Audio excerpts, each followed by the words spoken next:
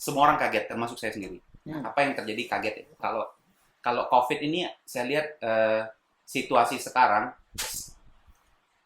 transformasi industri 4.0 itu terjadi lebih cepat. Semua dibangun digital, ya kan? Semua dibangun by online semua. Nah, jadi yang tadinya tidak direncanakan online pun jadi online juga sekarang kan? Jadi semuanya transformasi online. Nah, apa yang terjadi di sini? Sebenarnya gini.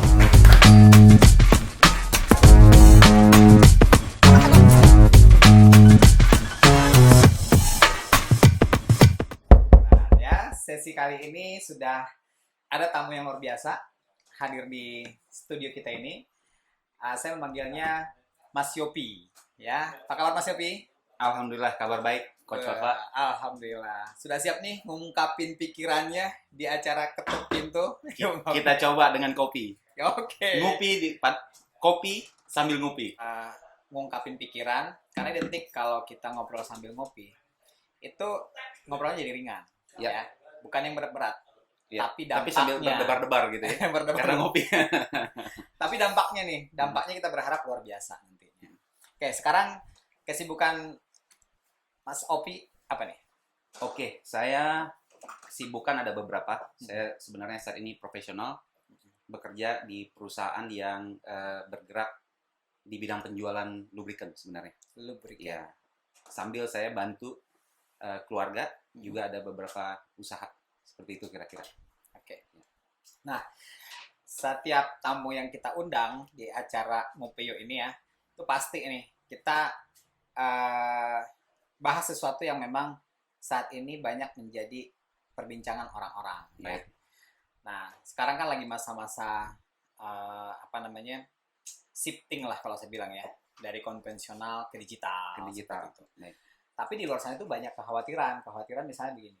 Tadinya dia karyawan, ya, dia sudah ahli di bidangnya lah, gitu ya. Tapi situasi ini membuat dia harus mungkin berubah, ya. Shifting seperti itu. Itu di dunia pekerjaan, ya. Mungkin saat ini pekerjaan dia itu sudah tidak bisa lagi di tempat dia yang lama. Baik. Ya, sehingga dia harus shifting lagi. Bagaimana nih mereka mensikapi seperti itu? Baik, saya mau coba jawab dari dunia saya ya. Oke. Mungkin saya mau coba sampaikan sedikit ke Coach Fatwa bahwa saya kebetulan mengajar juga selain saya menjadi profesional. Saya 10 tahun terakhir, mulai dari 2009 atau 2010, saya aktif mengajar di perusahaan Fortune 500 companies untuk bidang komersial sebenarnya. Kemudian mulai 2016 sampai 2017, mulai 2017 saya masuk mengajar beberapa kali di kementerian juga untuk transformasi budaya dan leadership. Jadi saya coba lihat dari sisi itu ya. Jadi saya mau coba lihat dari sisi komersial ya. Basically saya coba petain dulu nih keadaan sebelum COVID sama setelah COVID. COVID kan baru nih. Yeah. Jadi semua orang juga masih raba-raba. One thing, COVID bisa dibilang apa ya? It's a bad situation for most of people. Sebenarnya. Karena semua orang. Iya. Artinya kita ngerasa, waduh, COVID kita jadi begini, jadi begitu, kesulitan ya. Yang masih kerja mungkin ngerasa duitnya belum habis, udah datang gaji lagi. Karena pengeluaran jadi lebih sedikit kan, karena di rumah aja, bener ya. Mungkin begitu ya. Nah, kalau orang yang tapi good news-nya sebenarnya buat semua orang adalah, walaupun it is a difficult situation, good news-nya regardless of where you live, regardless of your job, regardless of your race, semua dapat equally impacted. Jadi ini is a global pandemi ya, semua orang juga kena gitu. Betul. Yang dimana kita juga harus sikapi. Nah, untuk saya akan coba sentuh pertanyaannya Coach Fatwa tadi dari sisi bisnis, dari sales ya. Karena semua bisnis sebenarnya butuh penjualan. Betul ya. Nah, simple sebenarnya, setiap saya mengajar saya selalu bilang bahwa berjualan itu zaman dulu sama zaman sekarang itu beda. I'm talking about before COVID ya, before COVID situation. Zaman dulu kalau kita punya produk, misalnya contoh kita punya kopi nih. Kalau kita punya kopi, kita punya modal, kita punya produk, kita dengan mudah bisa jualan. Dengan cara apa? Jelasin aja. Saya punya kopi nih, saya mau jualan. Misalnya ada Cauman, ada Caopit, ada Caopus misalnya. Saya mau jual. Tinggal jualan. Tinggal jual. Kenapa? Karena kompetisinya nggak sebanyak sekarang. Ya. Mungkin kalau dulu kita ingat yang pertama masuk bikin kopi-kopi ini di Indonesia, mungkin ada beberapa perusahaan asing yang masuk ke Indonesia ya, bikin gerai-gerai gitu kan. Kompetisinya sedikit. Tapi lama-kelamaan makin banyak. Jadi apa? Yang pertama adalah kita tidak bisa berjualan dengan cara yang sama dengan zaman dulu. Artinya zaman dulu punya duit, punya barang, bisa jualan. Zaman sekarang punya duit, punya barang, belum tentu bisa jualan. Jadi ini satu hal yang perlu dipikirkan oleh baik pebisnis maupun juga orang-orang yang berprofesi sebagai penjual. Termasuk mungkin saya juga gitu ya, bahwa skill-nya nggak sama lagi yang dulu dan sekarang. Jadi itu harus satu hal yang harus dipikirkan. Menjual sekarang itu diperlukan, sebelum COVID saya ngomong ya, itu diperlukan apa? Diperlukan kemampuan si sales untuk going from simple penjual barang menjadi level, mungkin banyak lihat kalau orang suka cerita itu trusted advisor namanya, buat level yang paling tingginya. Jadi jump in dari model transaksional yang cuma nawarin kemudian bisa jual barangnya ke level di mana dia harus menjadi bagian yang dipercaya oleh si klien untuk mencarikan solusi. Jadi harus membangun itu kan, si sales harus punya kemampuan itu. Bahwa produk dia ini salah satu solusi. Exactly. Akan kebutuhan si konsumennya. Nah, jadi yang saya lihat itu yang nomor satu yang diperlukan, dan saya yakin mungkin banyak company yang sudah mulai melihat itu dan bahkan sudah berada di situ, sudah mencoba melihat itu. Yang menjadi tantangan adalah ada beberapa hal. Yang pertama adalah memilih salesman yang tepat, nomor satu, ya kan? Kalau mungkin orang bilang kalau kayak kuda itu thoroughbred tuh gini. Kuda pacu dikawinin sama kuda pacu, jadinya kuda pacu yang bagus. Jangan kuda pacu dikawinin sama kuda kampung, pasti jadi nggak pacu ya. Jadi harus cari sales yang benar-benar capacity, quality-nya itu memang benar-benar cocok untuk dunia seperti itu. Itu nomor satu, tantangan yang pertama. Tantangan kedua adalah mengequip dia dengan pengetahuan tentang capability company. Jadi company itu kan punya capability. Dengan tidak ada sales pun company punya capability. Misalnya capability logistik, brand yang sudah bagus misalnya ya, atau support system logistik segala macam, ada kan capability company. Mengequip si orang ini dengan pengetahuan bahwa this company is capable of doing this and that, gitu kan. Itu hal nomor 2 yang harus dilihat oleh company. Nomor 3 yang paling penting adalah walaupun si orang ini sudah thoroughbred, adalah mengequip dia dengan kompetensi yang tepat sehingga dapat membangun closing yang baik dengan di tengah area kompetisi. Itu kira-kira kalau yang saya lihat kalau pre-COVID. Mungkin kalau bahasa Jawanya bibit bebet bobot. Bebet bobot, benar. Itu dia. Exactly. Bibit bebet bobot, benar. Ternyata teori itu bisa. Teori orang tua ya. Teori orang tua ya. Masih dipakai sampai sekarang ya. Tapi luar biasa perkembangan gitu ya. Oke. Benar. Nah, kembali lagi saya lihat di lapangan penjualan terjadi karena 2 hal kalau menurut saya. Orang berjualan dari 2. Satu adalah saya sebut incidental. Incidental tuh gini. Kita datang, kita bawa produk. Misalnya saya bawa kopi deh ke Coach Fatwa. Coach Fatwa lagi pengen ngopi nih. Saya tahu datang. Coach Fatwa, saya ada kopi nih. Beli kan? Beli. Incidental karena emang lagi butuh kopi. Oke. Tapi ada pas momennya. Tapi ada juga penjualan yang harus dibangun dengan yang saya sebut sebagai value creation. Dia harus bangun value dulu, baru bisa orang beli. Karena orang butuh tapi belum tentu benar-benar ingin gitu. Betul. Atau mungkin ada masalah yang harus dipecahkan tapi dia belum mau beli, baru ada masalah aja gitu. Nah, ini kan dia harus, si salesman ini harus mampu membuat komunikasi yang tadi kita ngomong juga, shifting dari pemikiran bahwa saya ada problem, saya ingin pecahkan, dan kemudian jadi membeli gitu dari si sales tersebut. Nah, inilah membangun kompetensi dan capability si sales tadi yang harus di-equip oleh company. Itu menurut saya. Nah, saya lihat banyak sekali selama saya berkecimpung kurang lebih 10 tahun di menjadi trainer gitu ya, atau menjadi coach terhadap sales, saya perhatikan banyak orang yang berhasil berjualan, cukup bisa dibilang bisa dibilang cukup berhasil, punya rating yang baik di perusahaannya dalam berjualan, tapi sebenarnya kompetensinya nggak cukup. Jadi performanya sudah baik, individualnya. Betul. Tapi kompetensinya sebenarnya belum tentu cukup. Itu didukung oleh apa? Nah, saya coba lihat lagi agak besar nih Coach Fatwa kalau boleh. Oke. Sebenarnya kita jualan itu is not necessarily hanya oleh salesnya.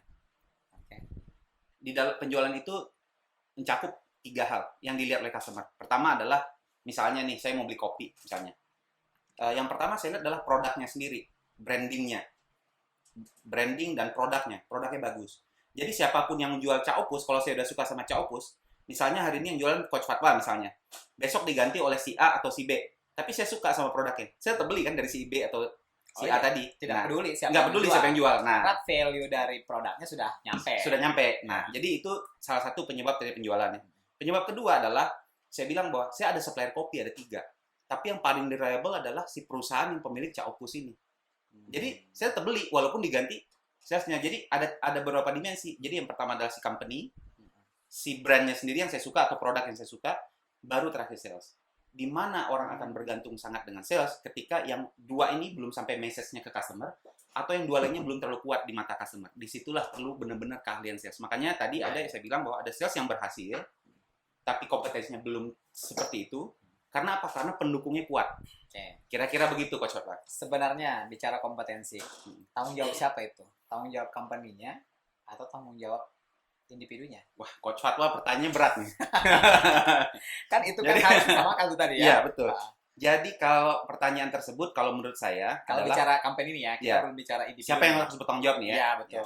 Kalau saya dari kalau saya jadi pebisnis, saya merasa tanggung jawab saya. Oke. Tapi tanggung jawab saya adalah mulai dari saya ngerekrutnya juga harus benar. Saya Kayak tadi bibit ya. Bibit ya kan.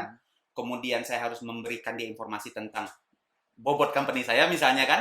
Bagaimana saya membangun kompetensi dia. Itu kan tanggung jawab saya. Tapi saya sebagai profesional, kalau saya sebagai profesional, saya seorang salesman, yang saya pikirkan sama, saya harus bangun kompetensi saya juga dong. Jadi saya harus belajar gitu, tetap harus belajar. Jadi karena memang harus 2 arah ya. Betul. Karena belum tentu saya menjual merek Cak Opus saya berhasil ketika saya jual merek A, belum tentu kan. Berarti kan saya harus punya kompetensi itu. Kira-kira begitu. Nah, itu saya bilang pada saat pre-COVID ya. Nah, di COVID ini semua orang kaget, termasuk saya sendiri. Apa yang terjadi kaget ya. Kalau COVID ini saya lihat situasi sekarang, transformasi industri 4.0 itu terjadi lebih cepat. Semua dibangun digital, ya kan? Semua dibangun by online semua. Nah, jadi yang tadinya tidak direncanakan online pun jadi online juga sekarang kan. Jadi semuanya transformasi online. Nah, apa yang terjadi di sini? Sebenarnya gini, sales di Indonesia gini. Kalau saya mengajar, karena saya mengajar bisa dibilang hampir semua perusahaan atau profesional yang saya pernah perusahaan yang pernah saya layani ya dalam mengajar itu adalah perusahaan multinational company, itu perusahaan besar. Dan perusahaan multinational company itu nggak beroperasi hanya di Indonesia. Jadi mereka beroperasi dengan kultur yang berbeda-beda nih. Ada yang di kulturnya Afrika, kulturnya Asia, macam-macam ya. Eropa. Ada yang particular di Indonesia yang sulit mungkin dipahamin oleh orang yang baru ke Indonesia. Tapi kita sama orang Indonesia tahu. Adalah gini, di Indonesia ini mengukurnya adalah relationship is matters. Jadi orang akan percaya dengan omongan kita once they have certain level of relationship. Jadi dia mau dengar. Jadi kalau kita ngomong ya, misalnya orang Western people ya, dia akan bilang gini. Mungkin di negara-negara yang hektik, yang seperti mungkin US atau di Europe, mereka bilang gini. Kalau kita nawarin sesuatu, kita minta waktu ketemu, dia bilang, "Okay, I have only 15 minutes. Tell me what you want to say." Nanti kalau kita udah deal, we can have coffee or beer whatever nanti. Tapi di Indonesia kopi dulu. Iya, jadi makanya tepat nih pakai Cak Opus sama Cak Opit sama Cak Oman ya. Boleh ya. Nah, jadi harus kopi dulu. Mungkin kita bisa 20 kali, 30 kali ngopi, dan we talk about more serious business. Jadi bedanya di situ. Nah, kondisi ini, kondisi COVID menantang status tadi. Status relationship harus terbangun sebelum kita ngomongin solusi, ngomongin produk kita, ngomongin value, how our product or our services will help our clients. Ini kan tantangan besar di dalam bisnis zaman sekarang, dan tantangan buat sales sebenarnya yang harus dijawab ya kan. Nah, jadi yang penting, jadi akhirnya apa yang penting sekarang adalah bagaimana mentransformasi hubungan virtual menjadi hubungan yang layak untuk kita sudah bisa mulai ngomong tentang solutions dengan customer. Ini berat sekali. Mungkin tanpa kalau harus mereka tadi bertemu, punya waktu iya, untuk beradaptasi tadi kan. Betul. Karena dipaksa sama keadaan. Dipaksa keadaan. Nah, yang tidak siap bukan hanya customer-nya, tapi sales-nya juga nggak siap sebenarnya. Iya. Contoh ya, seringkali kita lihat orang melakukan webinar. Iya. tipikal kalau saya perhatikan, saya ikut beberapa webinar yang ada hanya orang Indonesia atau ada orang asing gitu ya, yang ada orang asingnya. Kalau orang asing, they tend to speak, dia akan ngomong, they tend to turn on the video, jadi orang bisa lihat dia gitu. Iya. Kalau orang Indonesia kan agak pemalu ya, kita kan memang budayanya reserve ya, dia apa-apain ya udah sing waras sing ngalah gitu kan, wes gini-gini. Jadi nggak terlalu kepengen untuk nampilin mukanya, benar kan? Itu nomor satu tantangan ya. Benar. Saya rasa Coach Fatwa udah sering mengalami gitu ya. Ini saya ngajarin marinir berenang berarti. Enggak. Saya satu juga ya. Saya pernah ikut webinar ya. Basa-basi di depan aja perkenalan itu udah habis setengah jam. Menyapa untuk kecap. Kalau di luar nggak seperti itu ya. Nggak seperti udah itu. Straight to the point gitu ya. Iya. Waktu itu sangat efektif gitu ya. Betul. Terkadang mulai jam 8 gitu ya. Jam 8 sampai setengah 9 itu masih menyapa. Masih apa namanya? Icebreaker ya. Jadi itu mungkin kesulitan zaman sekarang yang harus kita sama-sama pahamin. Jadi kesulitan ini bukan dihalamin oleh sales saja, si customer juga nggak merasa siap untuk dealing dengan cara seperti itu karena trust-nya nggak terbangun gitu. Nah, kemudian apalagi ketika dia harus si sales harus berkomunikasi dan membangun ini yang menjadi tantangan beda dengan sebelumnya. Sebelumnya kita berkompetisi dengan orang tapi sama-sama ketemu customer nih. Ya. Kita bisa bangun hubungan relationship, kemudian kita bisa membuat si customer ingin mendengarkan apa sih yang akan kita jelasin, or how it will benefit them as organization or as individual gitu ya.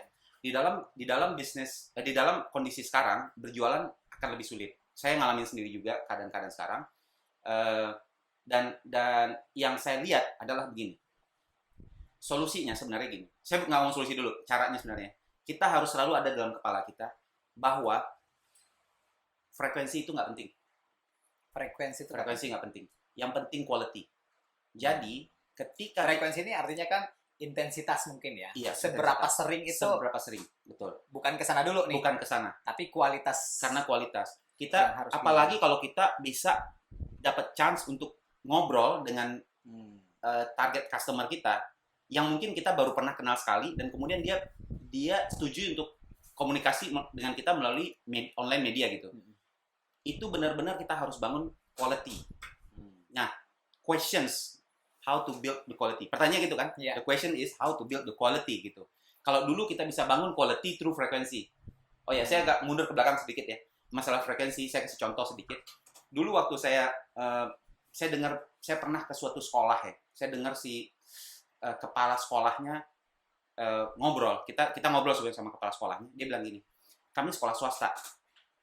It's difficult for us to build the quality from the beginning. Waktu dia buka sulit. Karena yang dia bangun apa? Yang penting orang banyak masuk. Namanya sekolah swasta kan. They do business kan. Dia yang penting orang banyak masuk. Tapi dia pikir adalah through this quantity ini, karena banyak ini, pasti akan ada quality nantinya. Yeah. Pasti ada yang bagus-bagus gitu. Nah, sama dengan sales call. Sales call sebelumnya kita bisa bangun frekuensi. Datang, bolak-balik ya kan. Apa namanya, kalau istilahnya kan sering ketemu, lama-lama juga sayang kan gitu ya. Nah, akhirnya jadi ada rasa ingin tahu atau apa segala macam. Tapi sekarang nggak seperti itu kan. Kita harus benar-benar dari awal sudah memperhitungkan kualitas tadi. Quality gitu. Nah, memang akan dihadapin kondisi di mana si customer-nya belum siap. Pasti belum siap karena orang Indonesia ini lebih reserve yang saya bilang tadi, secara kultur kita reserve. Kalau ditanya itu nggak semuanya menjelaskan. Beda dengan kultur yang lain, dia akan bertahap banget, hati-hati, jelasin juga. Perlu saya kasih tahu nggak ya begini ya. Jadi akan banyak hal seperti itu. Jadi kalau saya lihat adalah si sales ini harus di-equip dengan, nah ini kata kuncinya. Bagaimana dia bisa memberikan pertanyaan-pertanyaan yang tepat untuk men-trigger quality of discussions. Ya. Itu sebenarnya yang harus dibangun yang dipunyai oleh seorang sales. Ya. Dan kemudian dia bagaimana membangun komunikasi itu towards looking at the value of relationship, of the partnership. Jadi gini, kebanyakan saya lihat ya, dan saya perhatikan sering gagal, karena saya kalau melakukan sales training, partisipan itu kan suka saya kasih role play. Ini only in the role play. Dia ngomong teman sama teman. Tapi ada case yang harus dia selesaikan. Problem yang saya perhatikan adalah sebagian orang yang saya lihat, I would say majority of orang yang saya temukan, mereka mungkin the first, second, or the third questions dia bisa bangun pertanyaan yang tepat, tapi dia gagal dengerin. Jadi dia udah mikir mau nanya apa lagi berikutnya. Jadi the quality of conversation. Jadi skillnya cukup padat sekali buat si sales kalau menurut saya. Jadi kemampuan ini penting sekali buat sales supaya bisa mengengage customers. Ingat satu lagi adalah sekarang customer yang kita ajak ngobrol satu kali, kita gagal bangun impresi yang baik, akan sulit untuk bisa dapat second meeting. Jadi ini mungkin yang menjadi hal yang harus diperhatikan post COVID atau new normal sekarang lah ya, whatever it means ya. Kira-kira begitu Pak Cok. Jadi memang ini sesuatu yang baru ya, tapi bukan berarti sesuatu yang baru itu ibarat kata asal coba-coba ya, asal coba-coba terus frekuensinya sering. Karena apa? Kalau akhirnya orang itu kalian itu mau mencoba dan dia rasa kualitasnya nggak dapat, ya tidak ada transaksi kedua, ketiga dan berikutnya gitu ya. Nah, betul. Sehingga kualitas ini bagi Mas Yopi ini sangat penting ya. Betul. Jadi si sales itu adalah tugasnya sales sebenarnya adalah meng-engage customer kan. Keep the customer engaged. Dan towards nanti terakhir closing kan. Jadi harus engage. Nah, jangan sampai meeting pertama gagal engage, diajak meeting kedua udah susah gitu kira-kira. Kira-kira begitu Coach. Karena pengalaman dia sudah kurang baik ya. Betul. Terhadap engage tadi gitu. Betul.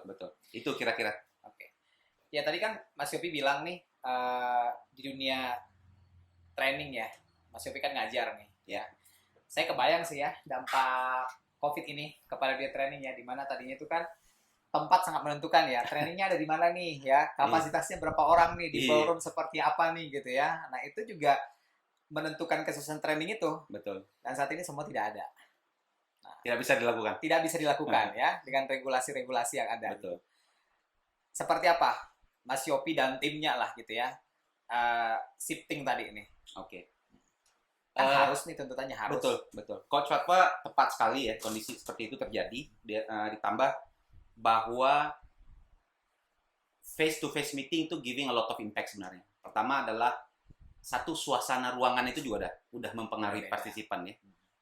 Yang kedua juga gangguannya lebih sedikit karena dia face to face. Jadi pasti walaupun dia ada partisipan yang akan lihat WhatsApp atau they have to response, tapi nggak as much as.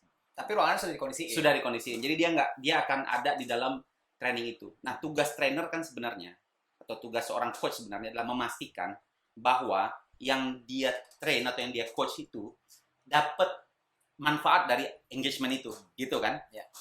Jadi tanggung jawab kita gitu. Buat saya sih saya beban. Setiap hari kalau saya training yang beban buat saya adalah saya mastiin bahwa bagaimana partisipan saya itu punya knowledge-nya. Dan saya percaya kalau mereka punya knowledge-nya, kemudian dia praktekin, berhasil, segala macam, pahala juga buat saya, kan begitu ya? Betul. Nah, jadi itu yang saya coba pastikan. Nah, kalau kita sekarang tidak bisa face-to-face, banyak sekali yang hilang. Gitu. Satu adalah gini, kalau kita ketemu orang langsung, dibanding melalui gambar gitu, atau melalui video, itu hangatnya udah beda.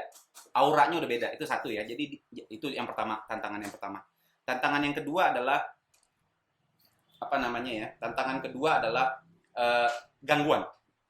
Kebanyakan kita bisa, kalau kita misalnya kita arrange training 2 hari, kita bisa engage orang gitu loh. Saya melakukan training, saya beberapa waktu yang lalu malah sampai 50 orang satu ruangan. Alhamdulillah nggak ada yang ngantuk, nanya semua, nggak ada yang main handphone. Jadi emang benar-benar bisa kita engage, kita bisa kontrol, kita bisa bergerak kan. Oh di sana ini gini, kita bisa engage, bisa kita pantau dan kita bisa bantu dia untuk keep focus. Kemudian get the meaning gitu ya, get the message segala macam, get the knowledge, get the skill. Nah, sekarang ini kita susah nih, kita online. Tapi tugas kita tetap harus mastiin itu kan gitu ya Coach Papa ya. Ini tools-toolsnya dong ya. Nah, toolsnya yang harus dipikirkan. Jadi nomor 1 adalah training di online yang saya coba perhatikan tidak bisa dalam durasi panjang lagi. Tidak seperti training atau coaching dalam ruangan yang bisa dibuat dalam durasi yang panjang.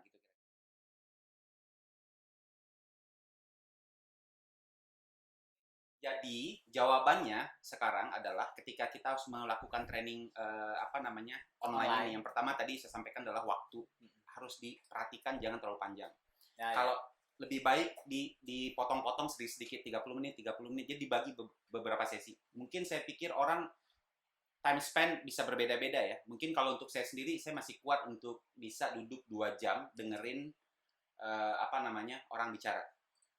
di dalam training tadi harus diorganize juga bagaimana ada quiz-quiz kecil di dalamnya supaya orang keep engaged. Karena orang di rumah atau ada anak yang lewat atau ada pintu yang lagi kebuka tutup segala macam ya. Banyak gangguan ya. Iya, atau belum mandi mungkin badan udah nggak enak di belum mandi ya, macam-macam ya.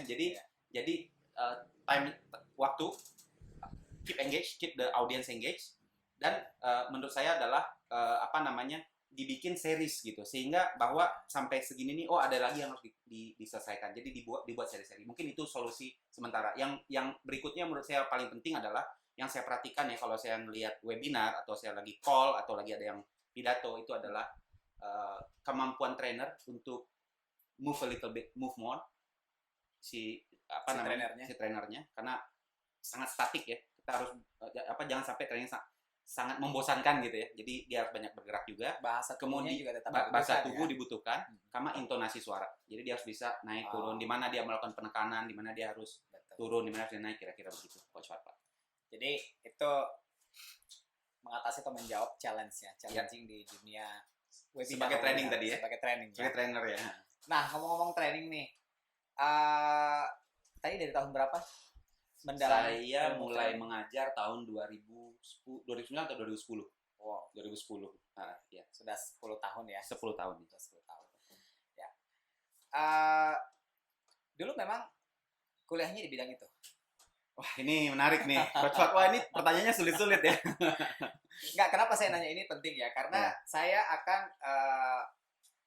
meminta Mas Yopi untuk memberikan tips mungkin ya, pandangan kepada teman-teman zilenial di sana. Kan kemarin baru kita lihat berita ya, ada wisuda LDR. Iya. Ada wisuda LDR. Saya juga masih bertanya-tanya tuh, nanti sarapannya kemana nih? Ke industri mana nih gitu ya? Sementara perusahaan sekarang banyak kan yang cost efisiensi lah gitu ya. Betul. Dan banyak sekali orang itu mungkin disiplin ilmunya apa, tapi akhirnya nyemplungnya di mana? Betul. Nah, Mas Yopi ini masih bagaimana gitu ya? Saya mungkin bisa dibilang orang yang pindah jalurnya luar biasa jauhnya gitu ya. Jadi saya ceritain sedikit. Saya dulu kuliah sebenarnya latar belakang saya S1 di Aeronautical Engineering. Jadi saya teknik penerbangan. Saya ngambil airframe. Jadi saya lulus nggak lama setelah Krismon. Jadi waktu itu airline banyak yang tutup. Jadi saya udah mikir, kalau saya ngotot kerja di dunia penerbangan, kalau ada airline baru, pasti yang diambil orang-orang yang tadinya berhenti, yang udah experience. Iya dong. Jadi saya nggak mungkin ngotot di sini. Saya harus cari cara lain. Jadi kompetisinya sama orang yang punya pengalaman. Jadi itu nomor satu. Yang kedua adalah saya kebetulan tidak datang dari keluarga yang beruntung, jadi nggak punya dana waktu itu untuk ngambil rating. Jadi di dunia penerbangan itu kalau kita lulus sekolah, kita harus ngambil dulu namanya ada airframe rating, ada engine rating. Jadi itu butuh biaya yang lumayan besar. Zaman itu ya mungkin saya 2001 lulus ya mungkin 10 jutaan atau lebih gitu zaman itu ya. Jadi it's quite big money ya. Jadi saya nggak pikir nggak usah deh gitu. Jadi akhirnya ya udah saya bermodalkan S1, saya coba ngelamar-lamar. Cuman gini, saya mau buat generasi sekarang, saya akan ambil beberapa message dari saya cerita. Buat generasi sekarang beda sama kami yang dulu. Di zaman dulu aja kita kompetisi kerja udah luar biasa gitu. Jadi yang lulus tuh 1 tahun bisa sekian ribu orang, sementara lapangan pekerjaan sedikit. Apalagi sekarang, walaupun pemerintah sudah mendorong bisnis startup segala macam jalan dan lebih banyak lapangan pekerjaan, tapi yang keluar dari universitas lebih banyak lagi gitu loh. Jadi kompetisi tetap ada. Zaman saya juga begitu. Nah, saya bersyukur sebenarnya Coach Fatwa. Saya jalan hidup saya cukup baik, dalam artian nasib saya mungkin cukup baik. Saya begitu bekerja sudah jadi manajer. Jadi waktu pertama saya kali kerja, saya sudah punya anak buah sekian puluh orang, 30-an berapa ya. Kemudian saya pindah kerja, saya jadi manajer, jadi kepala cabang di usia yang masih belum 25 tahun. Saya di umur 29 saya menjadi regional manager. Saya pegang Asia Tenggara dan saya punya operation yang besar. Kemudian juga beberapa tim gitu yang support saya. Jadi saya pikir saya cukup beruntung. Dari situlah saya kemudian jadi trainer setelah itu ya. Nah, cuman memang gini, saya orang yang consciously secara sadar jadi sales. Jadi setelah saya jadi kepala cabang, saya malah melamar jadi sales. Nah, mungkin beda ya. Jadi orang jadi sales banyak yang by accident, ada yang by plan. Saya yang by plan, bukan accidentally saya jadi sales gitu. Saya jadi sales by sudah menyenangi kerjaan sales itu. Saya senang dan saya tahu bonusnya banyak. Zaman dulu kan saya pikir mau jadi sales lah, sekali setahun bisa beli ini, bisa beli itu kan lumayan ya bonusnya. Saya jump ke situ. Jadi kondisi saya seperti itu. Nah, 2001 saya lulus, Di 2011 saya kumpulin uang, 2011 saya ambil lagi sekolah, saya ambil MBA.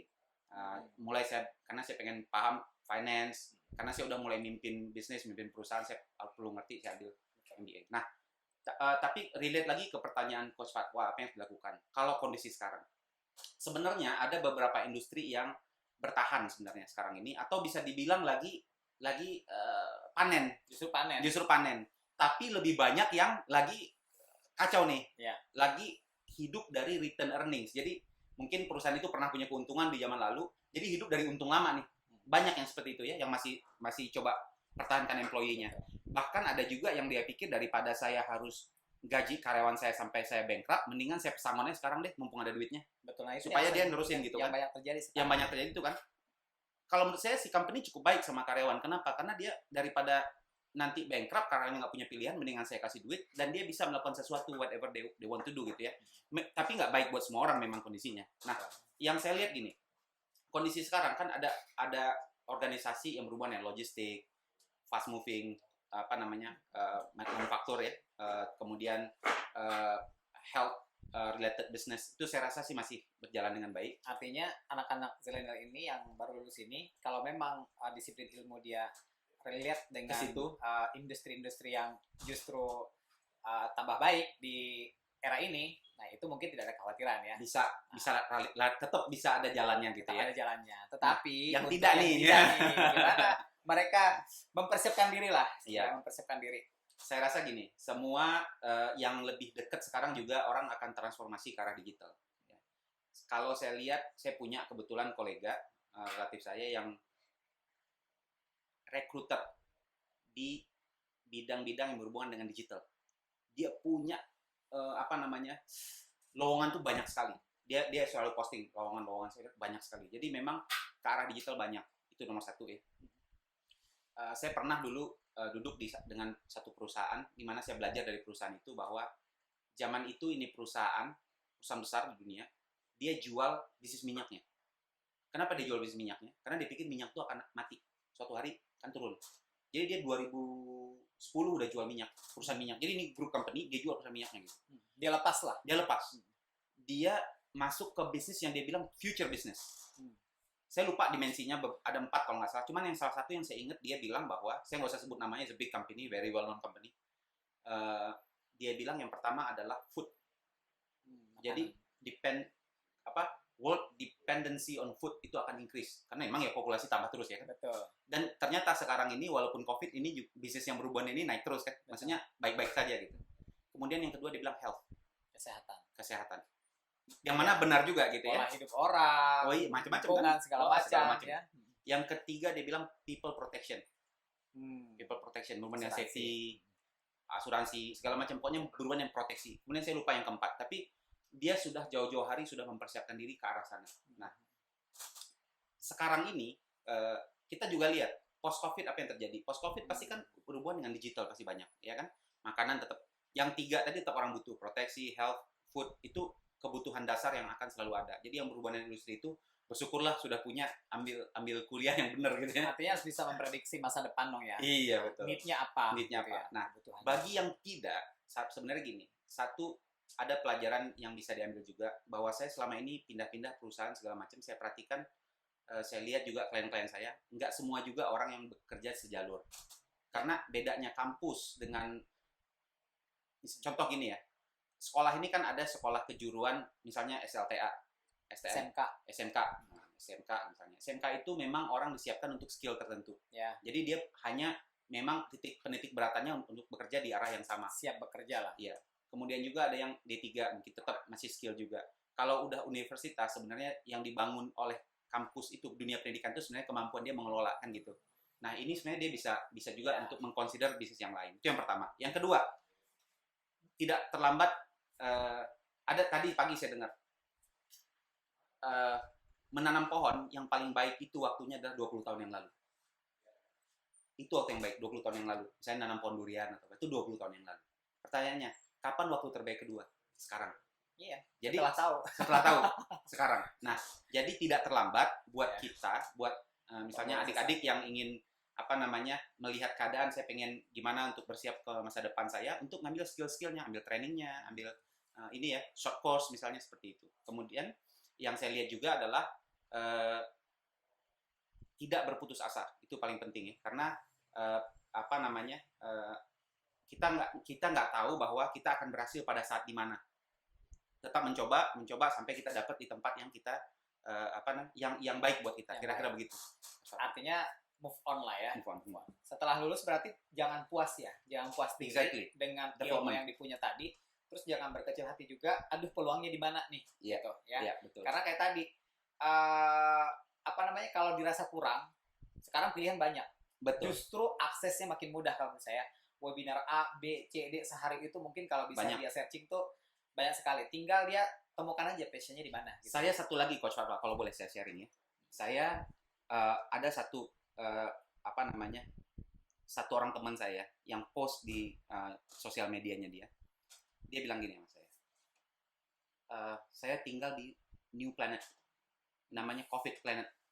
Jadi dia sekarang tinggal di COVID planet, ya kan? Planet. Totally new on everything. Jadi kondisinya berbeda, semua tuh is very new, is fresh. Jadi dia ngelihat beda, dia ngelihat bahwa new planet is new opportunity. Sebenarnya ada opportunity itu. Gimana kita mencocokkan diri kita, cepat-cepat mengembangkan diri kita, menyesuaikan dengan new planet tadi. Itu gitu. Penting sih, ya, karena saat kita berpikir positif, kayaknya semua pintu peluang itu kelihatan. Betul. Tapi kalau sudah berpikir negatif, kayak tadi, aduh susah nih, aduh gimana nih, aduh kalau yang banyak keluhan semua. Kayaknya jika satu pintu tertutup, pintu lain tertutup juga. Semua ya. Karena otaknya pikirannya sudah tertutup ya. Jadi pesan utama nih yang saya tangkap dari Mas Yopi ya, artinya apapun kondisinya, ya, lihatlah secara positif. Karena saat kita melihat positif, even source-nya kita nggak punya, kayak tadi ya, belajarnya apa, kerjanya di mana gitu ya. Tapi karena ada keinginan tadi ya, positif, merubah hidup, pengen penghasilan yang besar gitu ya. Nah, akhirnya ketemu juga peluangnya. Betul. Dan ternyata bisa 10 tahun lebih ya. Bisa. Dan sudah melawan Buana loh. Pernah jadi regional Asia loh ya. Asia Tenggara. Nah, keren nih. Jadi, mungkin closing statement ya. Di acara Ketok Pintu Ngupio ini ya. Dari kita ngungkapin pikiran kita tadi ya. Ngungkapin pikirannya Mas Yopi yang luar biasa. Mungkin kalau ditarik, ya, closing statement-nya apa nih buat teman-teman, entah itu anak-anak zilenial, entah itu teman-teman yang tadi kena dampaknya ya, yang bisnisnya terdampak, yang pekerjaannya terdampak gitu ya. Apa nih pesannya Mas Yopi buat mereka? Oke. Saya coba membuat statement yang berhubungan ke diri saya. Jadi mudah-mudahan bisa dipakai ya ke diri saya. Apa yang karena saya itu yang paling nyaman ya. Apa yang saya pakai saat ini? Saya lihat saat ini adalah saya punya, seperti tadi saya bilang bahwa saya punya dunia baru, saya punya kondisi baru, dan saya selalu punya opportunity baru. Artinya adalah saya tidak bisa